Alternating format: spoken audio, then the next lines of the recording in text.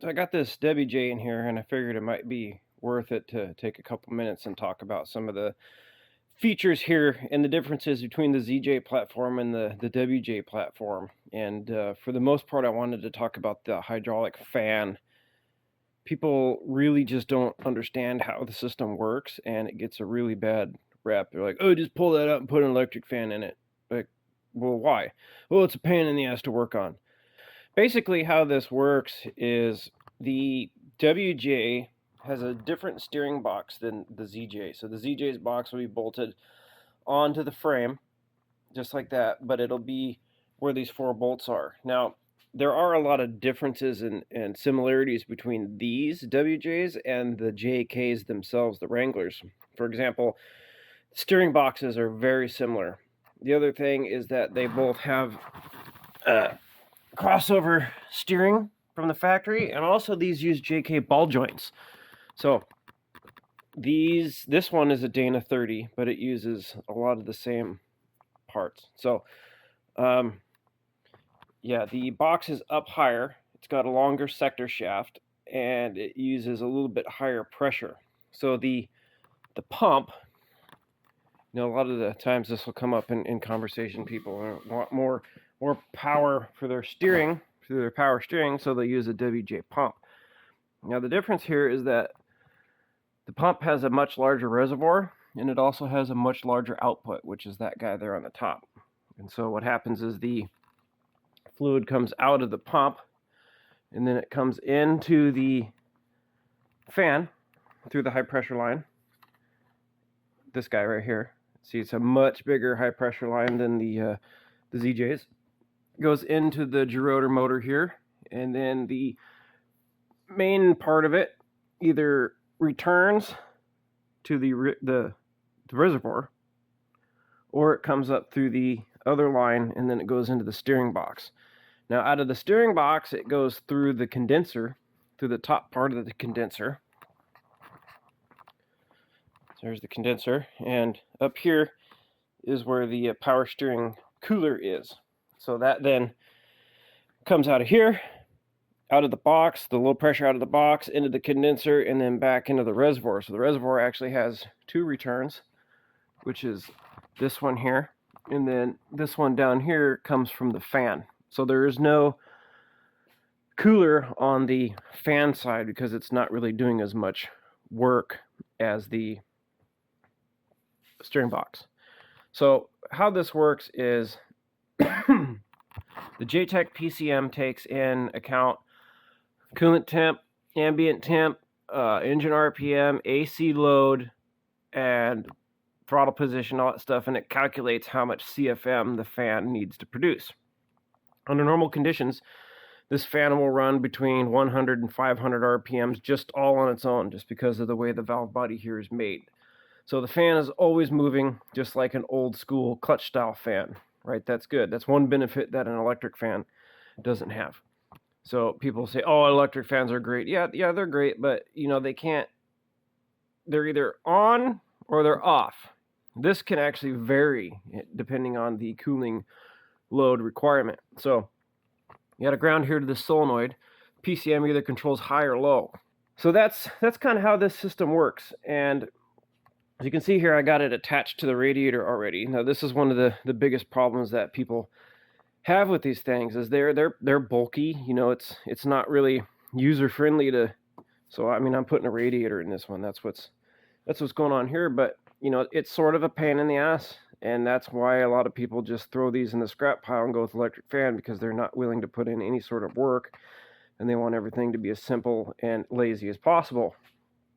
So what I do is just unhook the trans lines from the transcooler, let it drip out, and then I just put a simple U-loop of just whatever I got laying around there to keep the trans from draining out.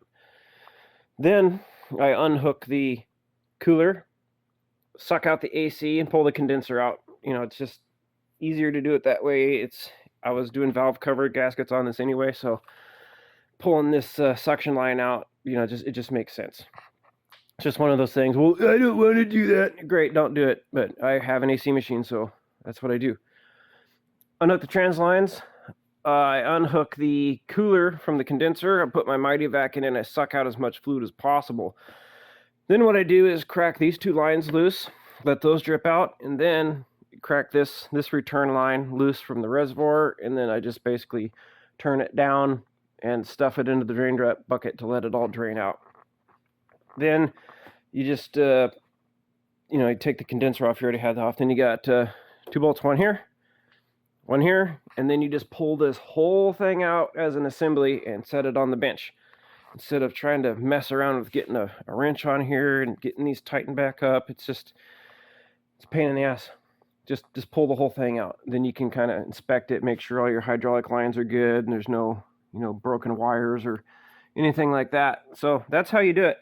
These were engineered this way because the Grand Cherokees had something that nobody else had at the time, and that was the 47HO. The high output engine came in the 2002 2004 Grand Cherokees, and that was revolutionary technology back then.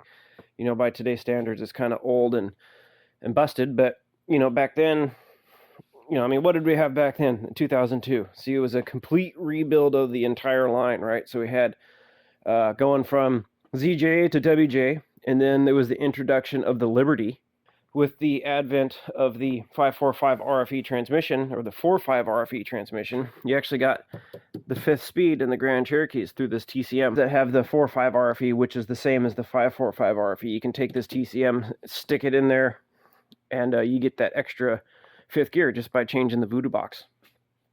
These things get a lot of bad rep points, just like the Hemis and the Escort 1.9 and split port motors, and anything that has large valve seats, they get a massive negative reputation for dropping valve seats, and Chrysler knew about that. So that's why they designed that fan assembly, because the number one cause of valve seat droppage is overheating. Absolutely 100%. People say, oh, my car never overheated. Like, well, it did. And your coolant temp sensor, which reads coolant temp, was not touching the coolant because there was no coolant in it. So just because your gauge didn't say hot, oh my god, liquid lava, because it didn't show up on your gauge, was because there was no coolant in your engine to register. So I've actually seen these get so hot that this thermoplastic will actually melt down into the heads, and that we had to the motor was junk, we were replacing it anyway, but customer came in, oh, it never overheated, the pump's just all sideways, it's dug into the timing cover, and it just, the whole thing was just red because of heat. It just got so hot, but it didn't drop a valve seat. And I've also seen them drop valve seats in a week from having pinholes in the radiator. So it's it's not just like a one size fits all thing. But these, if you look real close to this, these heads are remarkably similar to a Mercedes 4.8 V8, I think.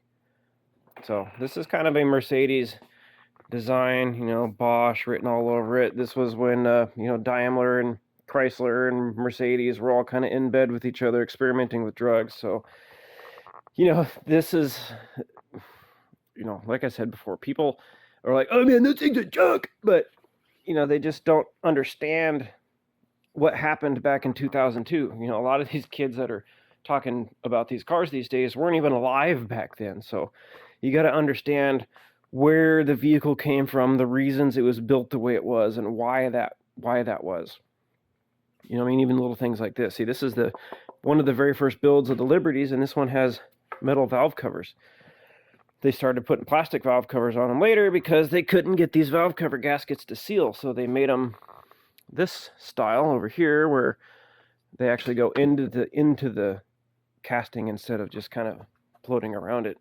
Got some cheap spark plugs to throw in the back of the ZJ for emergencies. So yeah, that's it. This is what I wanted to talk about. Just pull this whole thing out as a group, a cluster. And the only thing you have to worry about is there's some O-rings on here, which you got to be careful of, and probably a good idea to replace those. But that's it.